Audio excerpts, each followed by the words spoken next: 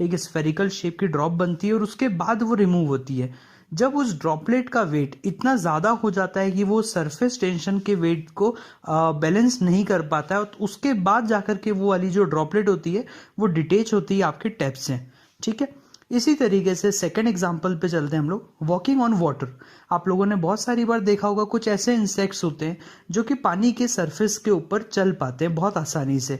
ऐसा क्यों हो पाता है? Because of the surface tension. Surface tension के कारण वाटर के ऊपर एक मेम्ब्रेन बन जाती है, जिसके कारण बहुत आसानी से कोई भी इंसेक्ट उसके ऊपर चल सकता है। ठीक है, अगर हमारा वेट भी इतना कम होता कि हम उस सरफेस टेंशन को बैलेंस कर पाते हमारे वेट के थ्रू, या हमारा वेट उस सरफेस टेंशन से कम होता, तो हम बड़ी आसानी से हम भी पानी के ऊपर ट्रेवल कर सकते थे, मूव कर सकते थे।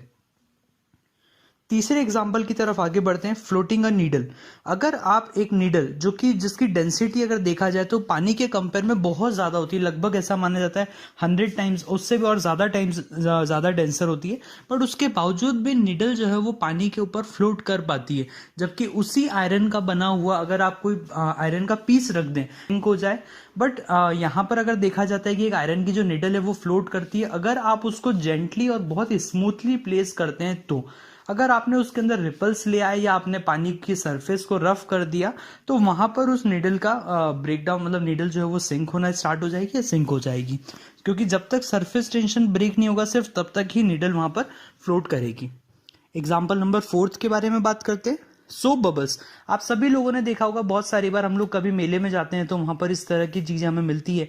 वो एक डब्बी में एक सोप सॉल्यूशन देते हैं और साथ में एक फ्रेम होती है, उसमें हम लोग उसको डिप करके और बहुत सुंदर सुंदर सोप सॉल्यूशन के थ्रू सोप बबल्स बनाते हैं, जो कि मतलब हमने देखा है कि वो स्फेरिकल शेप के होते हैं। तो उनका स्फेरिकल शेप में ही होना, आप देखें कभी कोनिकल शेप या क्यूबॉइडल शेप क्यों नहीं होते, उनका सिर्फ स्फेरिकल शेप ही क्यों होता है?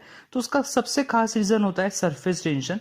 सरफेस टेंशन उसके ऊपर एक मेम्ब्रेन बना के उसको स्ट्रेच करता है हर डायरेक्शन से, जिसके कारण उसका सरफेस एरिया मैक्सिमम होने की कोशिश करता है और वो वहां पर एक स्फेरिकल शेप को गेन करता है। ठीक है, next example, fifth example, due drops के बारे में बात करते हैं। आपने देखा होगा रात के टाइम पे जब बहुत ज़्यादा ठंड हो जाती है, उस समय पर जो एटमॉस्फेयर में जो एयर होती है वो कंडेंस हो जाती है और एक पानी के फॉर्म में, एक ड्रॉपलेट के फॉर्म में पत्तियों के ऊपर देखने को मिलती है सुबह के टाइम पे, जो कि अपने आप में एक स्फेरिकल शेप की होती है। बहुत ही सुंदर नज़ारा होता है जब भी अगर आपने उसको देखा होगा तो उसका रीज़न भी खास देखा जाए तो वो सरफेस टेंशन ही होता है। एग्जाम्पल नंबर 6 देखते हैं, water rises up in the tree against the gravity. आपने देखा होगा बहुत सारी जगहों पर ऐसा दिखाया जाता है कि ट्री में से जो रूट्स के थ्रू अगर देखा जाए तो पानी निकल के ऊपर तक चढ़ता है due to the capillary action. और कहीं कहीं पर ऐसे स्पॉट्स भी बने हुए हैं कि उस पानी को निकाल के भी बताया जाता है, ताकि आप लोग ये देख पाएं, ऑब्जर्व कर पाएं कि जो पानी होता है वो सिर्फ ऐसा नहीं है कि मतलब ऊपर से नीचे की तरफ ही फ्लो होता है just due to gravity, but ऐसा भी कहीं कहीं पर देखा जाता है जहां पर नीचे से ऊपर की तरफ पानी का ट्रेवल या पानी का मूवमेंट देखा जाता है, जिसको कैपिलरी एक्शन भी कहते हैं। उसका कारण भी सरफेस टेंशन ही होता है। सेवेंथ एग्जाम्पल देखते हैं, feet of duck won't get wait.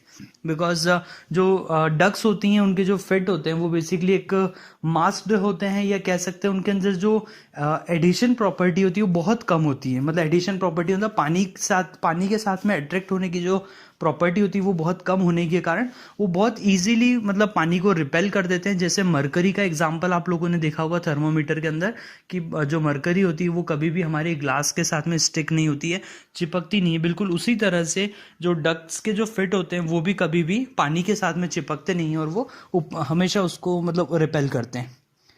Eighth example देखते हैं हम लोग, थर्मोमीटर का।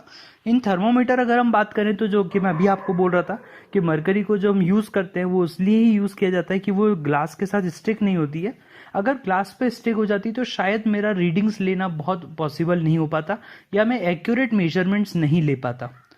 एग्जाम्पल नंबर 9 के बारे में बात करते हैं, separation of oil and water in it is also an example of a surface tension. जब हमने देखा है बहुत सारी बार पानी और ऑयल को मिक्स कर देते हैं और ऑयल अपने आप में एक पानी के ऊपर एक लेयर बना लेता है, या पानी और ऑयल की जो ड्रॉपलेट्स होती है वो बहुत अलग अलग रहती है, कभी एक दूसरे के साथ मिक्स नहीं होती है। उनका खास रीजन या सबसे मेन रीजन होता है सरफेस टेंशन की property.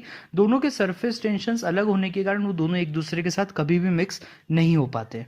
And the last example, 10th exam rises up to weak and lame. जैसा कि हम लोगों ने देखा है कि अभी आज अगर हम बात करें तो आज आप लोगों ने सभी लोगों ने दीपक लगाए होंगे, या डेली आप लोग दीपक जब लगाते हैं तो अब आपने ऑब्जर्व किया होगा कि जो हम लोग तेल जो रहता है, जो ऑयल रहता है, वो धीरे धीरे हमारे कॉटन के थ्रू, जो कॉटन के फैब्रिक्स होते हैं, बहुत छोटे छोटे फाइबर्स होते हैं, उसके थ्रू वो ऊपर तक चढ़ता है और हम कंटिन्यूसली ऊपर की तरफ जाता है। तो उसका जो मेन रीज़न देखा जाए तो उसका रीज़न भी यहाँ पर सरफेस टेंशन या कैपिलरी एक्शन ही है। ठीक है, तो आई होप कि आप लोगों ने बहुत सारे ऐसे फैक्ट्स जाने होंगे आज जो शायद आप लोगों ने अभी तक ऑब्जर्व किए थे, बट आपको उनके पीछे का रीज़न नहीं पता था। और इसी तरह के कुछ और वीडियोस मैं आप लोगों के लिए बनाता रहूँगा।